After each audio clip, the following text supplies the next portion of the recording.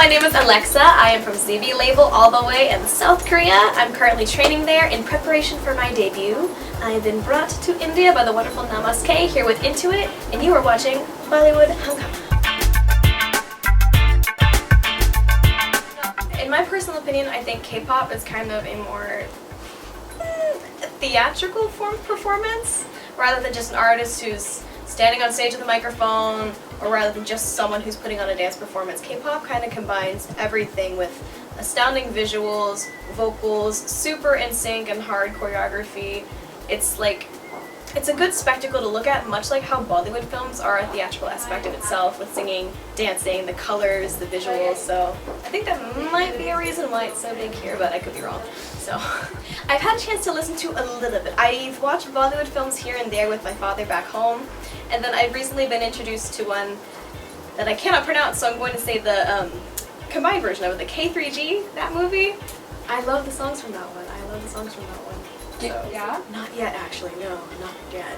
So, after a long day of shooting, rehearsal, schedule, I like to go home, get a can of Pringles, and watch some Netflix, some horror movies, or watch some James Charles on YouTube. My biggest guilty pleasure? I don't know, it might just be the overconsumption of bread. I like bread a lot. Okay, well first off in Korean, 사랑해요. In Japanese, 아시테루. Chinese, 뭐 아니. I believe Spanish is te amo. And then I forgot what French is. Something amor. Well, for a long time, since YouTube even, Troye Sivan has been a really big person I look up to. His music is absolutely beautiful. I love the meaning, I love the melodies. I really like Troye Sivan's work. Well, back home I used to work at Lush in America for 3 years, so I might be continuing in that and hopefully have moved to the UK to work in the kitchen, had I not been a preparing K-pop idol. So, I mean, the phrase music transcends language really holds true with so many different cases, but specifically this with K-pop. I think it's so cool that people around the world can unite over something that they love and are passionate about, whether it's how well this person sings, how well this person dances, how beautiful and or handsome this person is, the music video spectacle of it, wink wink, nudge nudge, say any bros. But it's just really cool to see how everybody comes together and understands each other through something like K-pop. First of all, yes, a huge thank you to Namaste, because I certainly would not be here without Namaste, and neither would Into It. So, but man, it's just insane that we were brought out here and we're immediately greeted with a swarm of fans. Like, that was just absolutely crazy. So thank you, Namaste. Yes, actually, back home in America and in Korea, I order mutton vindaloo a lot. I really like vindaloo. So, I mean, every company is different, I will say this, so my experience might not be the same as somebody else's from a different company. For me, a life of trainees, you know, you get up, but you have to be in the right mindset for the day, because you can't carry an attitude with you or anything.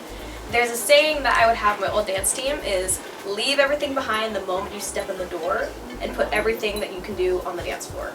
So, you know, no matter what's going on in your personal life, you gotta set that aside, because business is business. As a trainee, it's technically your job. So, you know, show up with smiles, say yes, be active and participate with these things. So, you know, you go to training, if you have time to rest in between, I typically try to eat when I can. Staying hydrated is a big thing, because you sweat a lot, because you dance a lot.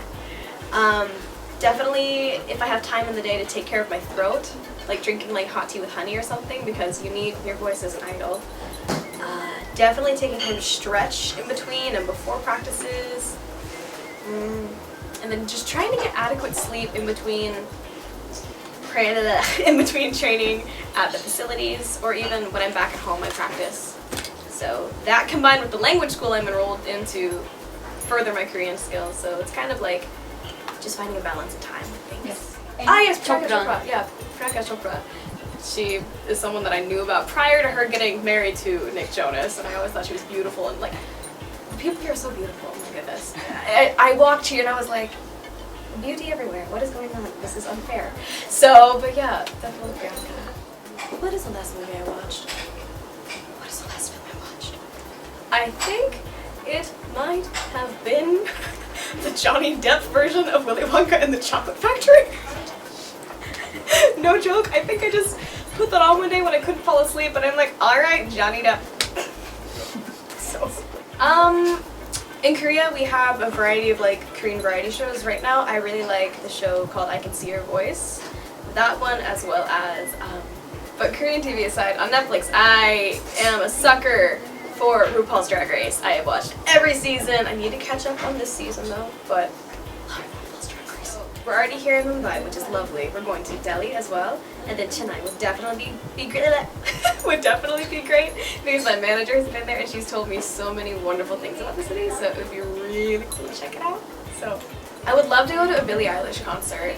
She is a super young artist, but she's really making a breakthrough recently, and I really love her voice. She's very talented, so maybe I'd say flight, definitely, because Korea is so crowded and walking through crowds is not my favorite, so if I could just levitate above everybody else and get to my places where I need to be, that'd be tight.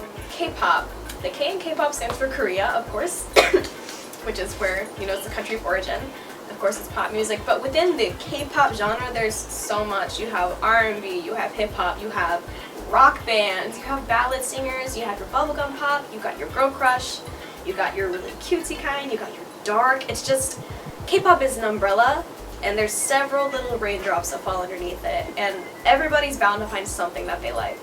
But I mean, I do believe the one thing that kind of ties it all together is the brand of K-pop per se, which is, again, the visuals and the sound and the aesthetics. It's something so uniquely Korea that it kind of ties everything together.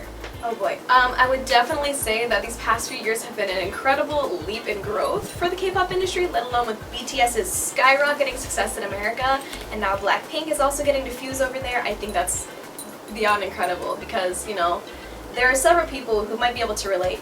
Years ago, I say years, but years ago, whenever we were in high school or middle school and we liked K-pop and nobody knew what it was, you know, we were made fun of for it. Like, why do you like this Asian music? Why do you like these Korean boys, these Korean girls? What's the big deal?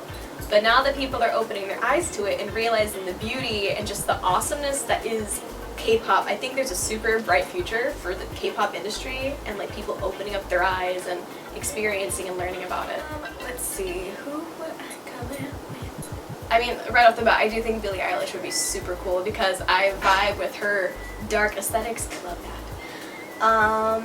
that. Let's see. Any of the queens from RuPaul's Drag Race that are like also singers, I would love to double with that.